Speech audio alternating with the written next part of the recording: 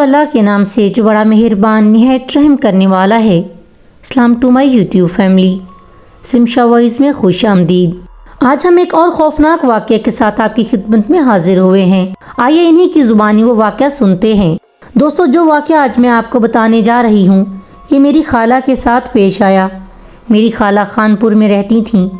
یہ 2004 کی بات ہے جب وہ اور خالو ہمارے پاس کچھ دن رہنے کے لیے ہمارے گھر آئے، پر انہوں نے رینٹ پر گھر لے لیا اور ادھر شفٹ ہو گئے۔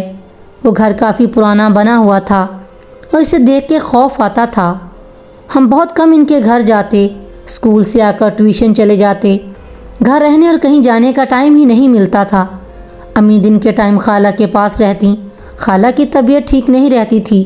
خالہ لوگوں نے جو گھر لیا تھا وہاں پہلے ایک کرسچن فیملی رہتی تھی۔ ان کا آدمی کالا جادو جانتا تھا۔ کافی لوگ اس کے پاس آتے تھے۔ محلے والوں نے تنگ آ کر وہ گھر خالی کروا لیا۔ اس کے بعد وہ گھر خالہ لوگوں نے لے لیا۔ اس گھر سے عجیب سا خوف آتا تھا۔ خالو کے پاس ابھی کوئی اچھی جاب نہیں تھی جو وہ کوئی اور گھر لیتے۔ اس گھر کا رینٹ کم تھا، اس لیے ادھر گزارا کرنا تھا۔ ان کو ابھی اس گھر میں کچھ دن ہی ہوئے تھے کہ عجیب واقعات ہونے لگ گئے۔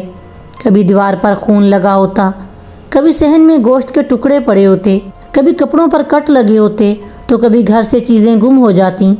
خالہ جب خالو کو بتاتی تو وہ کہتے وہم ہے تمہارا اور کچھ نہیں ہے۔ وہ ان باتوں کو نہیں مانتے تھے۔ وقت ایسے ہی گزرتا گیا۔ خالہ کے گھر بیٹا ہوا۔ ہم سب اسپتال دیکھ کر آئے۔ میری امی نے خالہ کو کہا کہ تم ہماری طرف آ جاؤ، چھلا نہا کر چلی جانا، لیکن خالو نہ مانے اور اپنے گھر چلے گئے۔ دن کے ٹائم ہم اور امی ان کی طرف رہتے۔ رات کو جب خالو آ جاتے تو ہم اپنے گھر آ جاتے۔ میرے پاپا تب سعودیہ میں جاب کرتے تھے۔ گھر پہ ہم بچے اور امی ہوتے تھے، اس لیے امی خالہ کی طرف زیادہ رہتی تھیں۔ بچہ 3 دن کا تھا۔ سردیوں کے دن تھے، دسمبر کا مہینہ تھا۔ سب لوگ جلدی کھانا کھا کر بستر میں لیٹ جاتے تھے۔ ہمیں بھی اسکول سے چھٹیاں تھیں۔ ہم شام کو گھر آ گئے۔ خالہ لوگ بھی کھانا کھا کر سو گئے۔ رات کو خالہ کی آنکھ بچے کے رونے سے کھل گئی۔ خالہ نے دیکھا کہ ایک بہت عجیب عورت بچے کے پاس کھڑی ہنس رہی ہے اور بچہ رو رہا ہے۔ خالہ نے جب یہ سب دیکھا، خالہ کے ہوش گم ہو گئے۔ انہوں نے ہمت کر کے خالو کو اٹھایا۔ خالو نے جب اس عورت کو دیکھا جو ان کو دیکھ کر ہنسی جا رہی تھی، خالو نے اونچی آواز میں سورۃ ناس پڑھنا شروع کر دی اور وہ عورت غائب ہو گئی۔ خالو نے ٹائم دیکھا تو اذان ہونے میں 20 منٹ رہتے تھے۔ خالہ لوگ جاگتے رہے۔ صبح خالہ لوگ ہماری طرف آ گئے۔ ادھر آ کر بھی خالہ کو وہ عورت نظر آتی تھی۔ امی ہمیں نہ بتاتی کہ گھر میں کیا ہو رہا ہے تاکہ ہم ڈر نہ جائیں۔ میری امی ساری رات خالہ کے ساتھ جاگتی رہتی تھیں۔ خالو نے ایک جاننے والے سے بات کی۔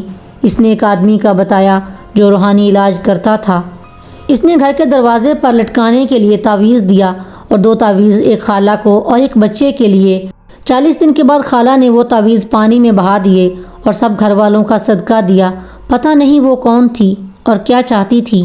اس کے بعد خالہ نے وہ گھر چھوڑ دیا۔ آج بھی خالہ کو ہم تنگ کرتے ہیں کہ اتنی بڑی ہو کے بھی آپ ڈر گئی تھیں، لیکن یہ وہ جانتی ہیں کہ ان پر اس ٹائم کیا گزری تھی۔ دوستو، اگر آپ بھی کسی ایسے سچے واقعے کے بارے میں جانتے ہیں تو کمنٹ سیکشن میں اپنی رائے ضرور دیجیے گا۔